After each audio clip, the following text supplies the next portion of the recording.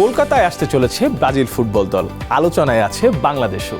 ভারত সফরে যেতে পারে 5 বারের বিশ্ব চ্যাম্পিয়ন ব্রাজিল জাতীয় ফুটবল দল। কলকাতায় তারা প্রীতি ম্যাচ খেলতে পারে বলে জানিয়েছে ESPN ব্রাজিল। ম্যাচ আয়োজনে ভারতীয় সংগঠকদের সাথে আলোচনা চালাচ্ছে ব্রাজিল ফুটবল ফেডারেশন।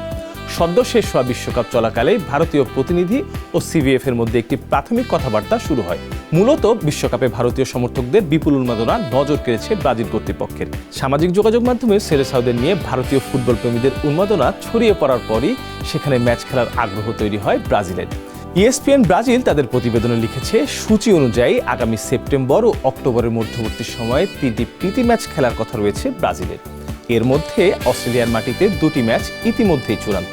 25 সেপ্টেম্বর টাউনসভিলে এবং 29 সেপ্টেম্বর ব্রিসবেনে অস্ট্রেলিয়ার মুখোমুখি হবে তারা।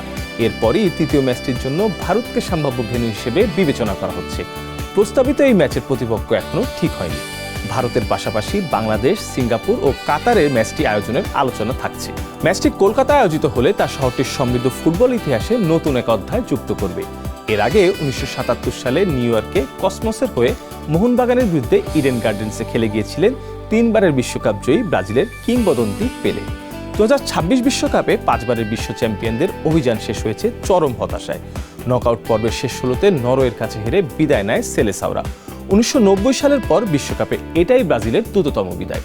টুর্নামেন্টের দুর্দান্ত ছন্দে ছিলেন ভিনিসিয়াস জুনিয়র। তিনি 4টি গোল ও 1টি অ্যাসিস্ট করলেও দলকে বাঁচাতে পারেননি। অভিজ্ঞ কোচ কার্লো আনচেলত্তির অধীনে 6ষ্ঠ শিরোপা জয়ের স্বপ্ন দেখা ব্রাজিলকে তাই মাঠ ছাড়তে হয়েছে চরম হতাশায়। প্রীতি ম্যাচ দিয়ে সে ব্যর্থতা বলে নতুন শুরুর পরিকল্পনা করছে সেলেসাওরা।